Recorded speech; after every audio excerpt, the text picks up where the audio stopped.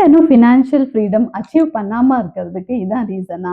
நெறைய விமென் நான் பேசும்போது என்ன சொல்றாங்கன்னா, என் ஹஸ்பண்ட் ரொம்ப நல்லா சம்பாரிக்கிறாங்க. என்ன சூப்பரா பார்த்துக்கிறாங்க. அப்ப நான் எதுக்காக இன்னும் கஷ்டப்படணும்? உங்களுக்கு நான் ஒரு கொஸ்டின் கேட்கிறேன். உங்க ஐடென்டிட்டி என்ன? ஃபினான்ஷியல் ஃப்ரீடம்னா ஹஸ்பண்ட் மேல நம்பிக்கை இல்லாம இருக்கிறது இல்ல.